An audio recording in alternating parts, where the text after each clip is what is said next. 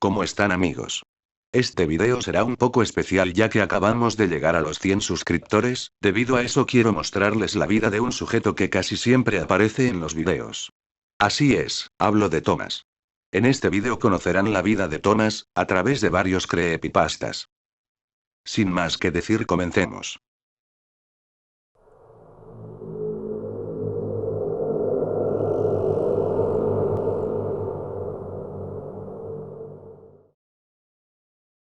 Niños en cruz.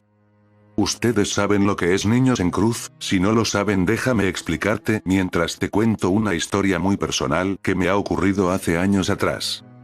Niño en cruz es una magia negra que se practica en Colombia. Este tipo de magia hace que la persona que lo practique tenga una fuerza descomunal, protección contra las balas y una habilidad para trabajar más fuerte. Aparte de todo eso, brinda muchos otros beneficios, como obtener dinero rápido y enamorar rápidamente a alguien. Yo cuando tenía 7 años vivía con mi mamá en la casa de mi abuelo materno. El cuarto de mi abuelo siempre fue muy pesado y en las noches se escuchaba muy bien el llanto perturbador de niños. Mi madre siempre me decía que solo es un sueño no más, obviamente me decía eso para calmarme, pero a pesar de todo eso, yo siempre he querido a mi abuelo. Mi abuelo siempre fue un abuelo muy cariñoso y le gustaba contarme sus historias antes de ir a dormir. Sus historias siempre eran graciosas, la mayoría eran de él y sus amigos de la universidad. La verdad me daba siempre risa, incluso le preguntaba a mi abuelo qué era de ellos, dónde estaban.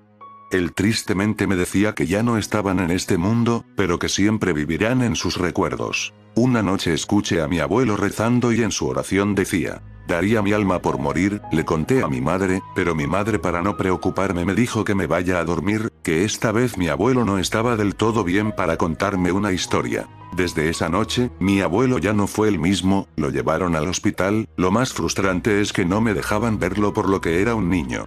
Cuando cumplí 18 años, ya era un adulto y lo primero que hice fue ir al hospital. Mi abuelo por alguna razón no se murió, ni siquiera se recuperó. Todos estos años siempre estuvo en coma. Cuando llegué, mi abuelo me vio, sonrió y nunca olvidaré su rostro de felicidad al verme. Te estaba esperando para contarte una última historia que siempre quise contarte. Esta es diferente, esta se trata de mí, la razón por la cual sigo aquí. Mi abuelo se sentó y empezó a contar esa historia que es de su abuelo de él. El abuelo de mi abuelo era un hombre muy buscado por la policía debido a que él pertenecía a una mafia. Todo el tiempo paraba ocultándose, que ya no podía vivir tranquilo. El líder de la mafia fue capturado por la policía y para que no le hagan daño a él y a su familia tuvo que cooperar con la policía, diciendo así los nombres y los datos de sus trabajadores, y uno de ellos era el abuelo de mi abuelo. Su mejor amigo, que era uno de los trabajadores de esa mafia, le comentó que tenía la solución para que la policía no los buscara más. El abuelo de mi abuelo, intrigado y sin saber qué hacer, le hizo caso a su amigo y fueron a la costa del Caribe, Colombia. En esa parte vivían unas hermanas gemelas que practicaban la hechicería y los encantos.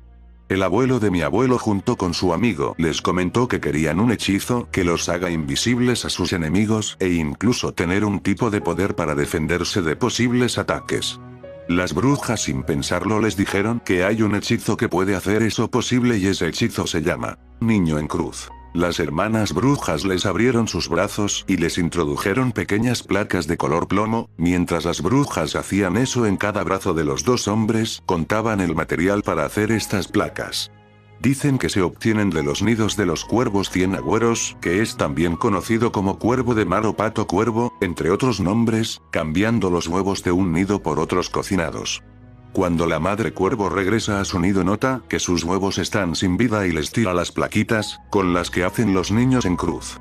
Otro método alternativo es realizarlo con una higa sacada del espinazo de un olivo un Viernes Santo. El mejor amigo de mi abuelo preguntó a una de las brujas: ¿estas placas siempre se colocan en los brazos, o en otra parte del cuerpo?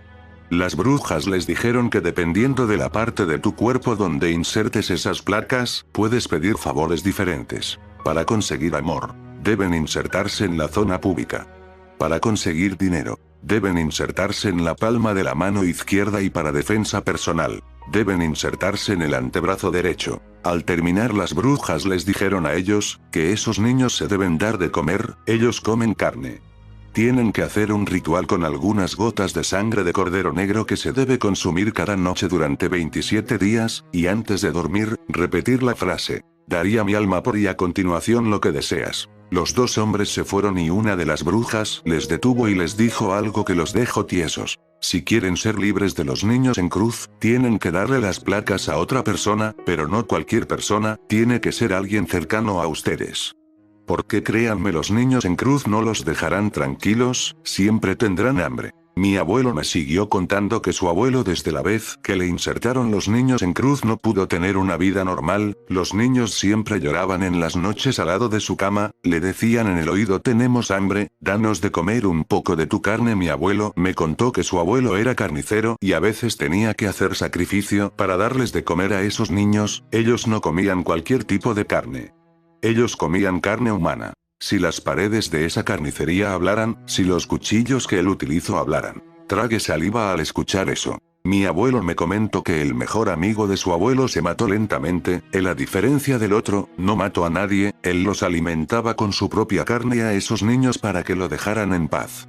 Cada noche se sacaba un pedazo, el dolor no importaba, solo importaba una cosa y era vivir en paz. Antes de morir le dijo a su amigo: a veces me imagino una y otra vez, el día que fuimos a ver a las brujas, cómo me arrepiento en haber ido ahí, cómo me arrepiento en haberte llevado. También lo encontraron sin vida en su habitación, no tenía nada, solo encontraron un torso humano pudriéndose en un rincón de esa habitación fría y oscura. Mi abuelo me dijo que su abuelo, al enterarse de la muerte de su amigo, entró en una depresión. Ese hombre, con el pasar de los tiempos, se volvió muy frío, no tenía sentimientos, ni siquiera tenía amor a sus nietos. Mi abuelo me dijo que una noche lo agarró fuerte de sus brazos, los cortó y metió algo adentro. Él no pudo hacer nada, solo tenía 10 años cuando su propio abuelo le hizo eso. Mi abuelo, casi llorando, me dijo que su abuelo, riéndose en su cara, le dijo que ahora yo tenía en mis brazos su maldición y ahora él podrá descansar en paz. Mi abuelo me contó que desde ese día todas las noches los niños lloraban por su carne. Lo malo es que sí o sí les tiene que entregar a alguien querido para que él pueda morir o ser libre. Yo me ofrecí, le dije a mi abuelo que me lo dé a mí, pero él sonrió y me dijo: no te preocupes, Tomás, yo nunca haría eso a mi único nieto. Yo ya mandé a que me lo saquen esas placas. Pero si ya lo mandaste a que te lo saquen porque aún no te mejoras, le dije a mi abuelo preocupado. Él me dijo: porque te estaba esperando, Tomás. Esas fueron las últimas palabras de mi abuelo.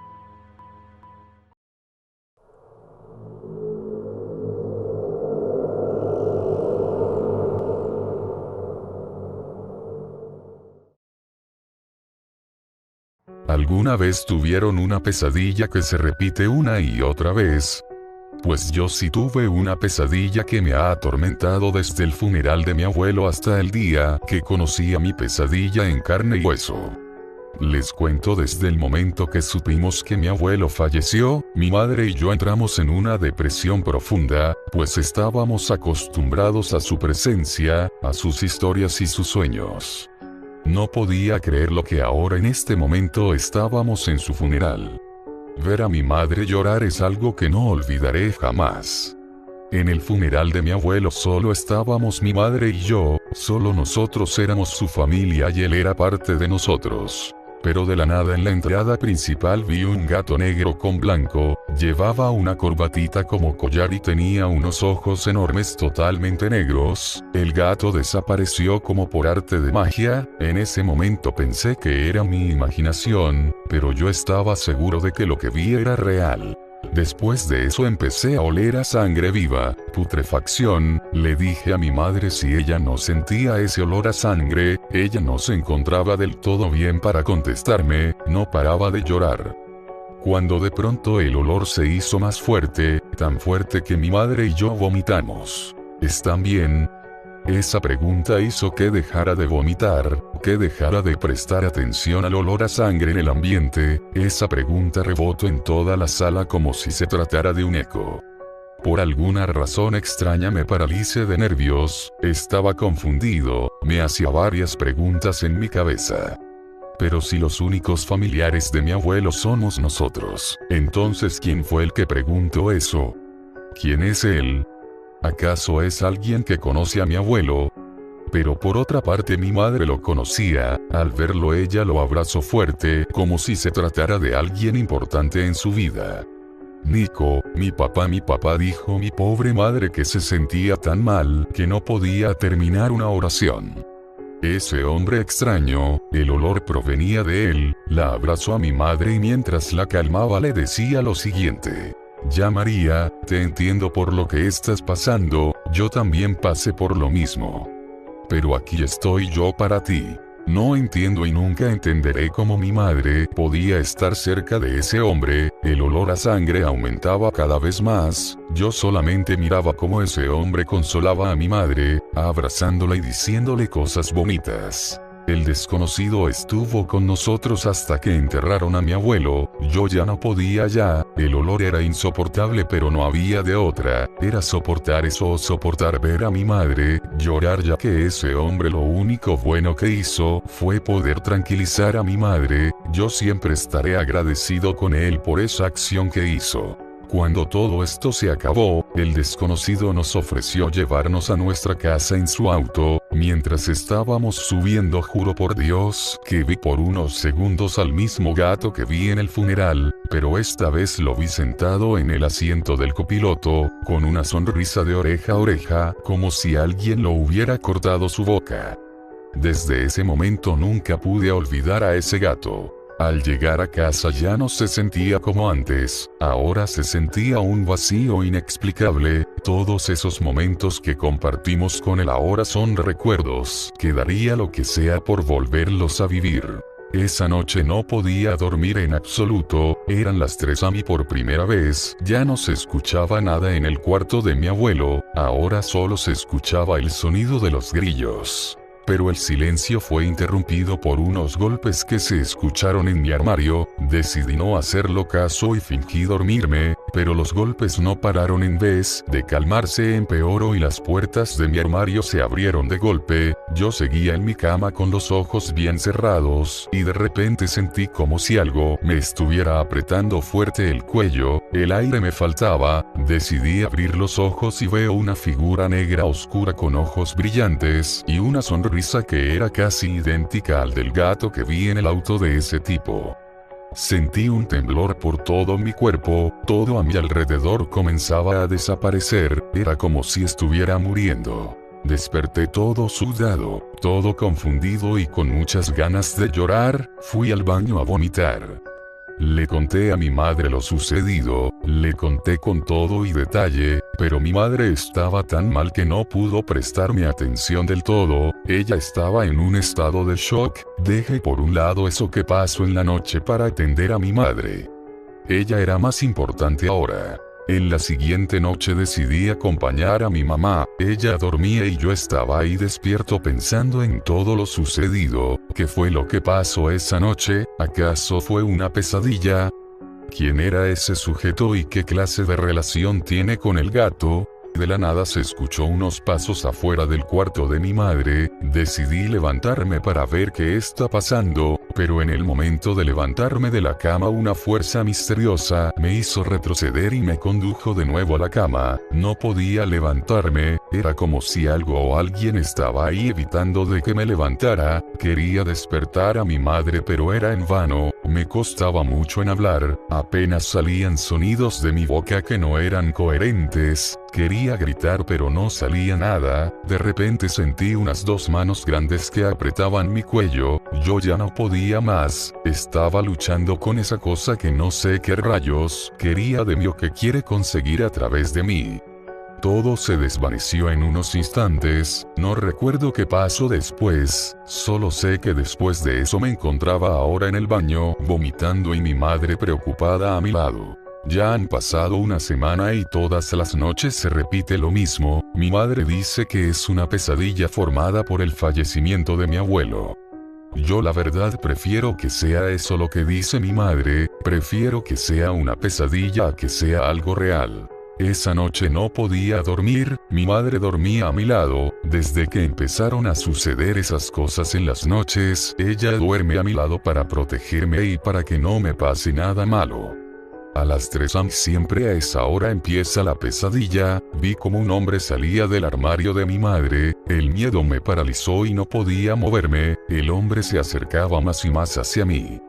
El hombre se puso encima mío y empezó a apretarme el cuello, se acercó lentamente hasta que su boca tocó con mi oreja, y me dijo algo que me dejó pensativo, esas palabras me dejaron en shock.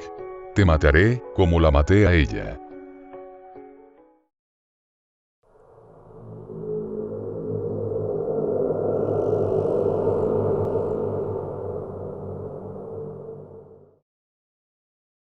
Mi pesadilla empezó cuando me mudé de casa y me fui a vivir en alquiler en una casa al frente de mi universidad y al lado de mi trabajo. Quería ahorrarme un poco de los pasajes para el transporte, ya que antes vivía muy pero muy lejos y las horas de viaje en autobús eran como 3 a 4 horas si es que había mucha trancadera. La casa era sencilla, los inquilinos la mayoría eran tranquilos y los dueños de la casa no paraban mucho, no había mucho ruido y el pago del alquiler no era tan caro. Yo trabajo desde las 8:05 hasta las 4:15 de la tarde, luego saliendo me iba directo a mi casa a lavar ropa tipo 5 de la tarde me ponía a lavar toda mi ropa, ya que a esa hora la lavandería estaba desocupada. Cuando lavé mi ropa por primera vez en esa casa, sentí que me observaban, pero no hice caso. Cuando ya era turno de secar mi ropa en el tendedero, vi unos ojos que me miraban desde la reja. Pensé que era alguna visita de los inquilinos, me acerqué a hablarle, pero en el momento que me acerqué más a la reja desapareció. Me quedé un rato pensando qué es lo que acababa de pasar. Pero pensé que era mi mente que me estaba troleando o que mis ojos vieron mal. Después de esa experiencia sentía que me observaban a cada rato mientras me alistaba para ir a la universidad ya que mis clases son en la noche. A la mañana siguiente hice mi misma rutina que ayer, fui al trabajo, luego me puse a lavar. Pero esta vez lavé solamente mi uniforme del trabajo. Cuando de la nada igual que ayer sentí que me observaban esta vez hice caso y me volteé rápidamente a la reja, era el mismo hombre que me estaba observando ayer, me acerqué un poco para ver qué quiere, pero cuando estaba cerca de la reja desapareció como ayer.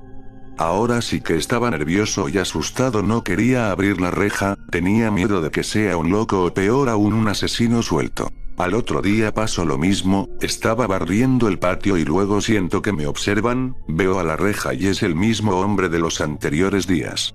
Esta vez le hablé fuerte. ¿Qué quieres? ¿A quién buscas?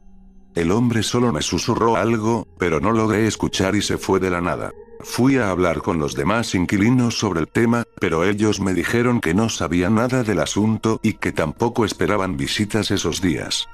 Se lo conté también a los dueños de casa y me dijeron que grabe el momento exacto en donde aparecería ese hombre misterioso, puede ser que sea un ladrón que quiera entrar a robar. Al siguiente día yo ya estaba listo para grabar a ese desgraciado, me puse un rato a barrer cerca de la reja, estaba tan relajado y distraído que me tomó por sorpresa, me tocó mi hombro izquierdo e hizo que saltara un rato hacia atrás, al verlo más de cerca me di cuenta de que sus ojos eran totalmente negros. Su piel era muy pálida, parecía un muerto en carne propia. Yo con todos los nervios agarré como sea el celular para por lo menos sacarle una foto. Le saqué rápido la foto que ni él mismo se dio cuenta que le saqué. Luego cuando le hablé de nuevo desapareció otra vez. Vi la foto y se lo pasé a los dueños de la casa. Los dueños al ver la foto se espantaron y de inmediato les avisaron a los demás inquilinos para que tengan cuidado. Lo malo es que yo era el único que se quedaba a esas horas, así que el que corría más peligro era yo. Pensando en todo lo que me sucedió, decidí adoptar un perro, pero no cualquiera, un perro enorme y grande, de esos que cuidan la casa y que son entrenados para atacar a las personas que lastiman o incomodan a sus dueños. Lo llamé Lobo porque parecía uno de verdad. Con Lobo me sentía más seguro y salvo, cada vez que ese hombre aparecía, Lobo lo espantaba y aquel hombre se iba de ahí. Yo en esos días estaba más tranquilo e incluso los dueños y los demás inquilinos también estaban tranquilos y adoraban al Lobo. Los dueños decidieron poner cámaras de seguridad afuera de la casa para ver de una vez quién era ese hombre y por qué dirección se iba. En las cámaras se notaba que el hombre llegaba en 4 patas y se paraba normal al frente de la reja. Lo curioso aquí es que solo aparecía exactamente a las horas cuando yo me encontraba en la casa, ya sea descansando o haciendo los quehaceres de la casa.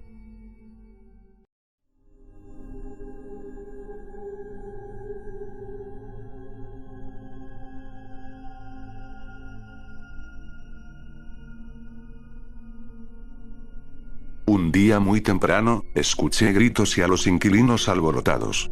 Me desperté y me di cuenta de que los inquilinos estaban así porque la reja estaba abierta. Yo miraba por todos lados y no notaba la presencia del lobo. Tenía el presentimiento que escapó mientras la reja estaba abierta. Todos fuimos a ver las cámaras junto con los dueños para averiguar qué pasó anoche y cuál de todos los inquilinos dejó la reja abierta. Fue ese hombre misterioso que, así como si nada, abrió la reja y se llevó a mi perro, golpeándolo para dejarlo inconsciente y meterlo a una bolsa grande. Después de ver ese escalofriante video, los dueños de casa llamaron a la policía para de una vez encontrar a ese maldito. Pasaron los días y no sabemos nada de ese hombre pálido. Lo bueno es que ya no apareció más, pero esta vez por primera vez desearía que apareciera para darle un buen golpe por lo que le hizo a mi perro lobo, que la verdad me dio mucha pena y mucho dolor. El saber que yo no me encontraba ahí para ayudarlo me da rabia de mí mismo. Justamente en ese mismo día, tocan la reja y veo que es el hombre pálido que al verme sale corriendo y deja algo ahí tirado. Esta vez salí para enfrentarlo, pero ya no estaba. Veo que lo que dejó ahí tirado era un plato y dentro de ese plato había una hamburguesa con una nota en ella. Leí la nota y decía: tu perro sabe muy delicioso, te dejo esta hamburguesa para que tú mismo pruebes el sabor.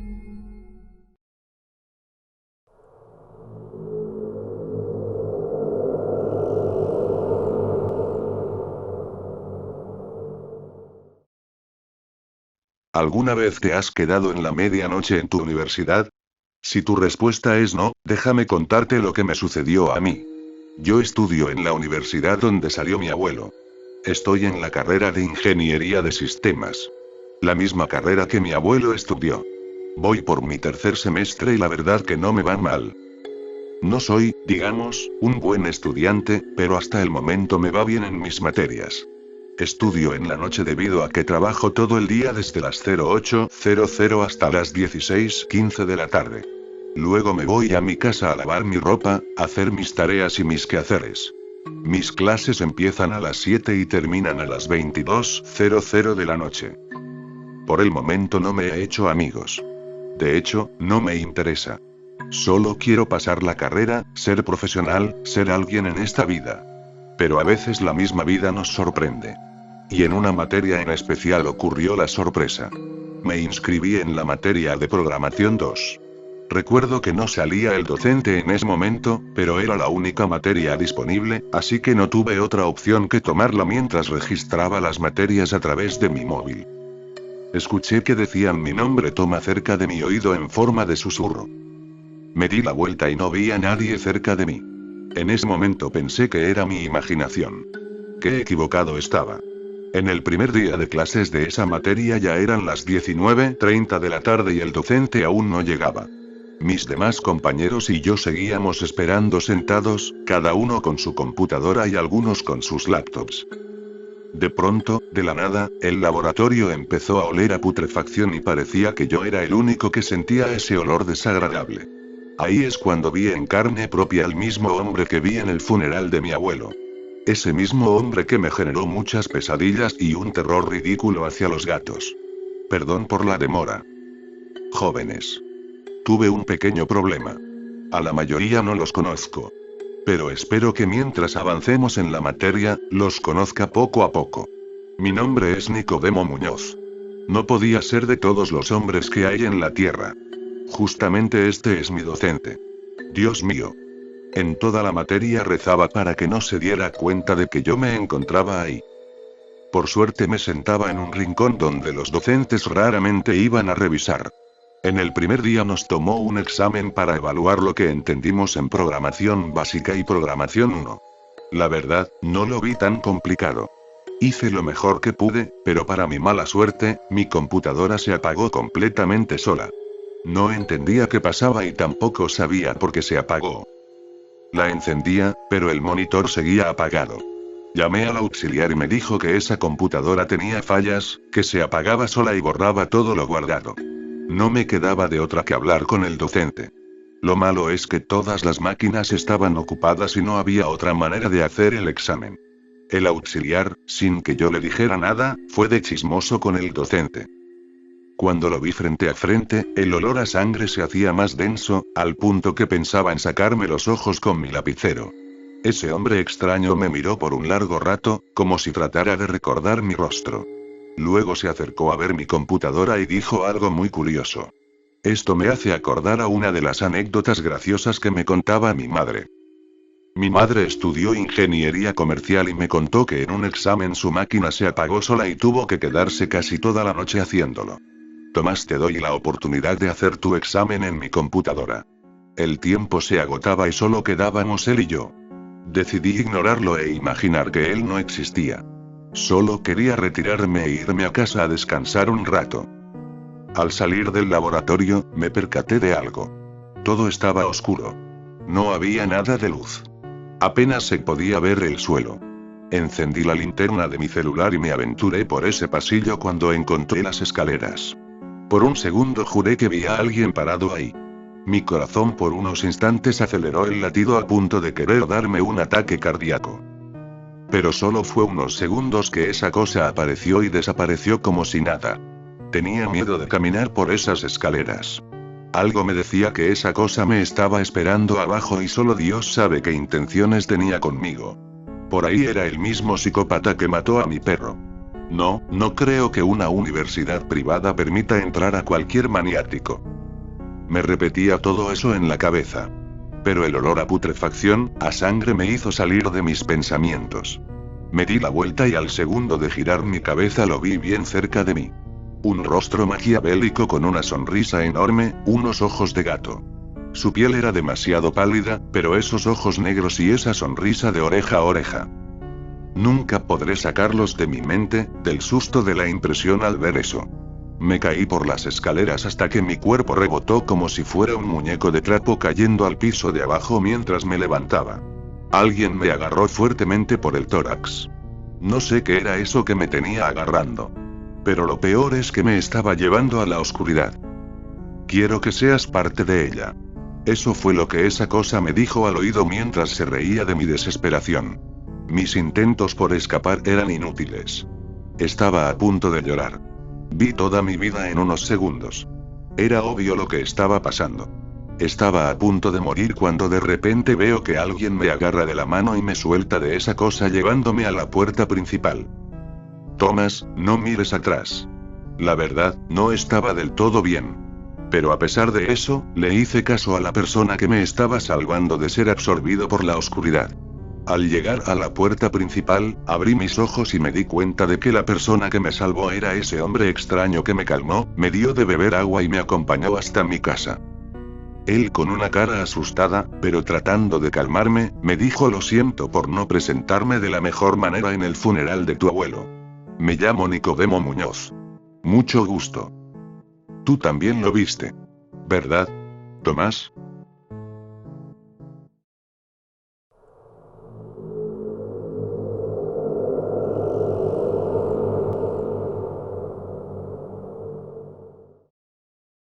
Mi madre y yo decidimos visitar el cementerio con flores para la tumba de mi abuelo. Este acto estaba lleno de emociones y recuerdos, un momento especial que buscábamos compartir juntos. El sol golpeaba fuerte, y para proteger a mi madre del calor, le cedí mi chamarra. Caminábamos entre las lápidas, y la atmósfera parecía extrañamente tranquila, como si el lugar guardara secretos que solo se revelan en la penumbra. Respetando el lugar, evitaba pisar sobre las tumbas mientras avanzaba para cumplir la petición de mi madre: traer agua en los baldes del cementerio. Mientras me adentraba, un inquietante silbido rompió el silencio. Volteé hacia mi madre, pensando que me llamaba, pero su confusión reveló que no era así. Intentó tranquilizarme sugiriendo que los pájaros del cementerio eran los responsables, pero algo en mí estaba perturbado. Parece que no cambió. Llegué a los Valdés que llamaron mi atención, decidido a limpiar la tumba olvidada de mi abuelo. Justo en ese momento, una voz infantil y risueña me habló. «Oye, ¿a que no puedes verme?». La sorpresa me hizo girar hacia mi madre, preguntándole si me había llamado. Su respuesta fue desconcertante. «No hay nadie, Tomás». El miedo me paralizó mientras intentaba comprender lo que sucedía. Mi madre, al notar mi estado, se acercó con el balde en mi mano. «Tomás, por favor, cuéntame qué sucedió ahí, qué viste, qué escuchaste». Mi garganta se cerró, y cuando finalmente logré hablar, mis palabras eran un titubeante relato de la niña que se escondía y se burlaba de mí. Al regresar a casa, la presencia de la niña persistía en mis sentidos. Conté a mi madre la extraña experiencia. Su mirada reflejaba inquietud mientras mencionaba la tumba de la amiga de mi abuelo, Diamara, en el camino que tomé. El relato culminó con mi confesión. «Madre, escuché la voz de una niña que me dijo, «Oye, ¿a qué no puedes verme?». Parecía venir de detrás de mí, y cuando me abrazaste, pude verla». La revelación dejó a mi madre visiblemente afectada, y yo, con la certeza de que algo inexplicable y sobrenatural había ocurrido en aquel cementerio que, hasta considerábamos pacífico.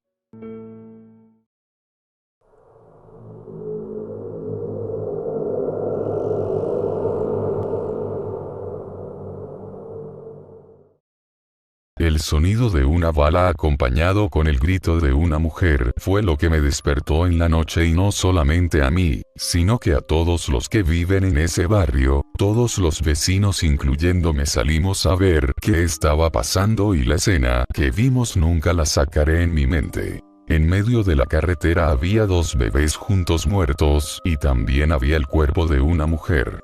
Había mucha sangre en todos lados.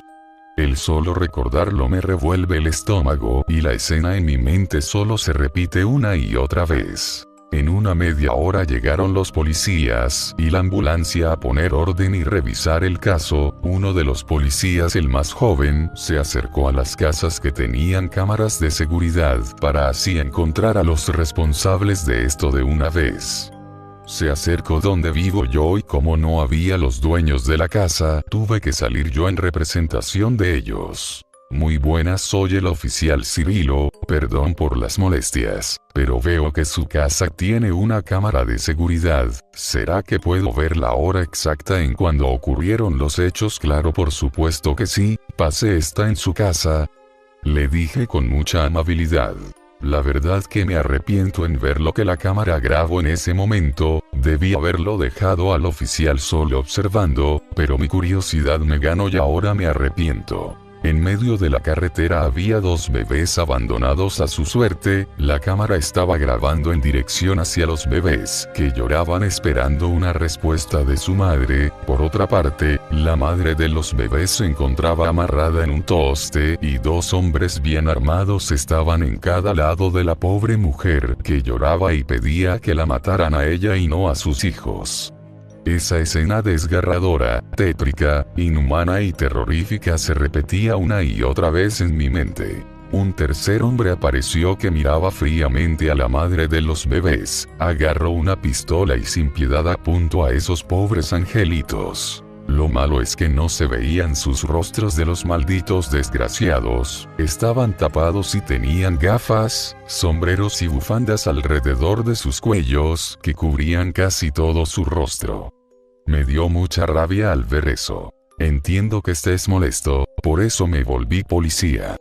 Bueno, gracias por mostrarme. ¿Será que me lo puedo llevar? Esta parte del video es para analizarlo con mis demás compañeros. Claro, no te preocupes y espero que encuentren a esos malditos. Cada día los policías venían a mi barrio a preguntarles a todos los vecinos dónde estaban cuando ocurrieron los hechos. El oficial Cirilo fue a preguntar a todos los inquilinos de mi casa, incluyendo también a los dueños y también a mí. Las preguntas eran para saber dónde estabas en el momento que pasó la desgracia, cómo, cuándo y por qué. Pero era obvio que nadie sabía nada, nadie era culpable. La prensa no tardó en aparecer, para dar público esta noticia. Gracias a eso aparecieron los familiares de la madre de los bebés, que eran gente de mucho dinero que vivían en España. Ellos deseaban justicia y cadena perpetua para los desgraciados que hicieron eso. Como tenían mucho dinero, la policía y un grupo de investigadores empezaron a investigar más rápido. Como decía mi abuelo, la policía de este país solo se mueven si le das para su pollo, o sea, por la plata baila el mono.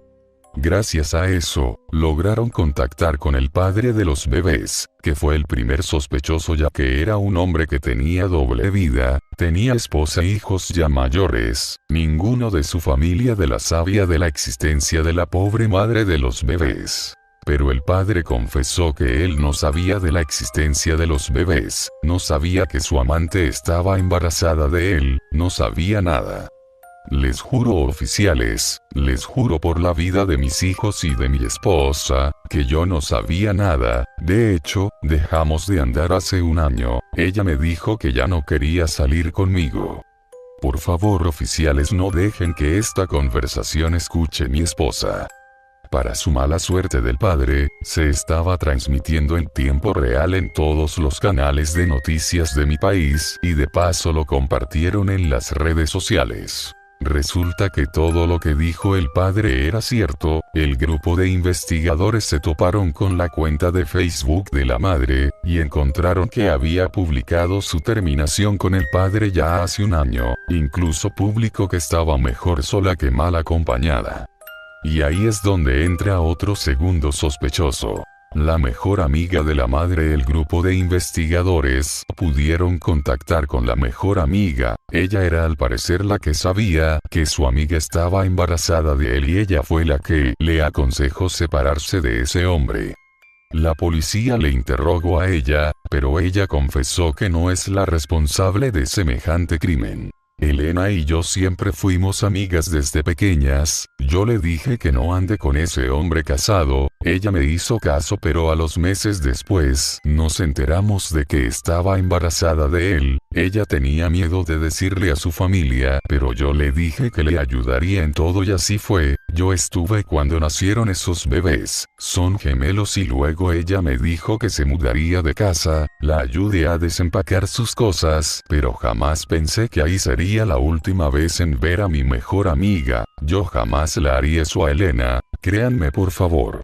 Después del testimonio de la mejor amiga, el oficial Cirilo fue a investigar en las cámaras de mi casa, y ahí se ve a la mejor amiga salir de la casa de Elena, la cual está al frente de mi casa. Se la ve salir después de haberle ayudado a su amiga a desempacar sus cosas, y ya no se le ve más. Pasaron los días y no se encontraban a los culpables. La familia de Elena empezó a crear campañas, desfiles en donde se mostraban el video en cuando ocurrió la desgracia, para que la noticia se haga más viral y así por lo menos tener la esperanza de que alguien reconociera a esos asesinos. Por una parte, yo ya me estaba yendo a la casa de mi madre. Solo faltaban 3 días para que sea Navidad, y no quería que mi madre la pase sola. Los policías que estaban en mi barrio me agarraron y me dijeron: nadie se irá de este barrio, porque todos son sospechosos y cualquiera podía ser el asesino. Yo le dije a los policías que yo no maté a nadie y quería ver a mi madre, pero el oficial Cirilo me respondió: no eres el único que quiere ver a su familia, yo también quiero verla, pero no puedo dejar este caso, no se va a resolver solo. Así que, si quieres ver a tu madre muy pronto, ayúdanos a encontrar a los responsables de esto. Mi madre es todo lo que amo y no quiero pasar una Navidad sin ella, así que me puse manos a la obra y empecé con mi propia investigación. Vi una y otra vez los videos de las cámaras, anoté todo lo que sucedió, recreé la escena, hice incluso entrevistas a los demás vecinos, pero nada me hacía acercar a los responsables, ni siquiera una pista. Lo dejé todo y decidí ponerme a dormir. La verdad, este caso lo veía imposible. Esa noche no podía dormir, pensaba y pensaba en lo que les había ocurrido a los bebés, lo que le pasó a la madre. Su llanto de ella se repetía en mi cabeza una y otra vez. Espera, esos llantos no se escuchaban en mi cabeza. Me levanté en ese momento porque juro por Dios que ahora los llantos se escuchaban en mi cuarto. Encendí la lámpara de noche que tengo y en el momento que la prendí, la vi, frente de mi cama, había una mujer que me estaba dando la espalda, pero no se parecía a la madre de los bebés. La madre de los bebés era una mujer morena y con el pelo oscuro, esta en cambio tenía el pelo rubio claro, su piel pálida como la de un muerto. Yo me quedé tieso del miedo, no sabía qué mierda hacer en ese momento, mi corazón comenzó a latir más rápido al punto en donde se escuchaba más fuerte mi corazón que sus llantos de ella. ¿Quieres ver lo que me hizo?, me preguntó la mujer y procedió a darse la vuelta lentamente. Yo ya estaba a punto de darme un tiro porque la verdad es que no quería estar ahí. Dios mío, lo que vieron mis ojos, no podía creerlo, la mujer me estaba mirando fijamente, mi respiración se hizo más fuerte al verla, ella tenía una cortada en el cuello, como si alguien con un gran machete se lo hubiera cortado, estaba tipo colgando de su cuerpo. Yo me vomité al ver eso, la mujer desapareció y un inquilino abrió mi puerta porque escuchó el llanto y pensó que me había pasado algo, me limpio y me acompañó, le conté lo que me pasó y él me dijo: de seguro es por la investigación que hiciste, relájate Tomás por favor, no eres el único que está sufriendo por esto, todos lo estamos. Cuando amaneció, lo primero que hice fue caminar un rato por todo el vecindario, la verdad es que no quería estar en mi cuarto por lo de anoche, así que salí un rato a despejar mi mente. Pasé por la costurera, por la señora de la tienda y también pasé por la casa del profesor, ahí me doy cuenta de que todos los vecinos son generosos y cariñosos, no entiendo por qué la policía desconfía tanto de nosotros si siempre en este barrio ha vivido gente de bien. Pasé por donde vive el jardinero, él siempre corta las plantas de todos en el barrio, es una persona muy generosa, lo saludé y la vi a ella detrás de él. Pero ¿cómo es posible esto? La mujer que estaba en mi cuarto, la estoy viendo detrás del hombre. Lo curioso aquí es que este hombre trabaja con machete siempre, ¿será él? Sin pensarlo fui donde el oficial Cirilo, le pregunté si le hicieron una entrevista al jardinero del barrio, el oficial me dijo que se lo hicieron a todos, ahí es donde el oficial le da curiosidad por mi pregunta. ¿Tú piensas que fue el jardinero? Me puse nervioso, no sabía qué contestar a esa pregunta, pero le dije al oficial que es mejor darle una mirada a la casa del jardinero. El oficial Cirilo, al igual que yo, quería que este caso terminara, así que mandó a los demás policías a revisar la casa del jardinero. Al principio no encontramos nada, la policía incluso ya me estaba mirando feo, pero uno de los perros de la policía empezó a hacer movimientos en la tierra como si estuviera desenterrando algo, y ahí es donde casi me caigo del miedo. El perro sacó del patio del jardinero la cabeza de alguien, yo supuse que ese alguien era de aquella mujer que seguramente quería ser encontrada, la policía al ver eso lo agarraron al hombre.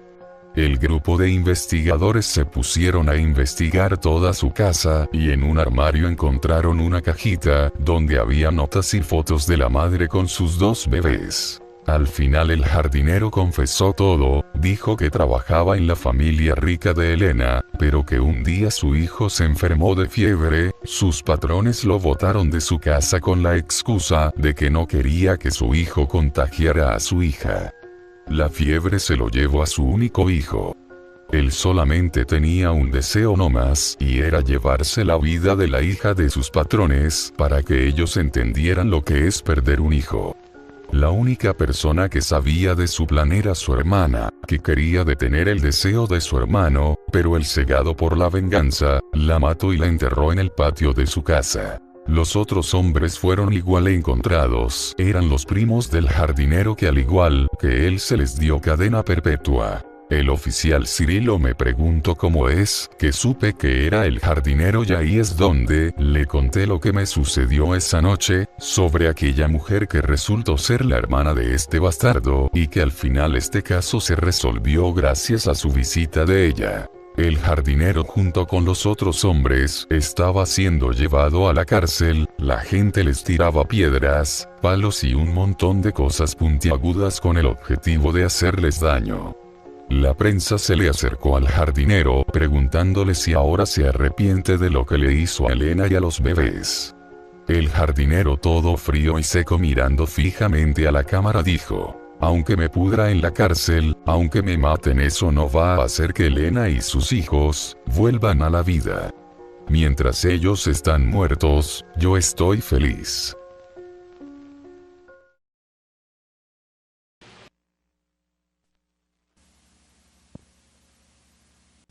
No olviden darle like, suscribirse y activar la campanita de notificaciones para no perderse ninguno de los videos del canal. Hasta la próxima, amigos.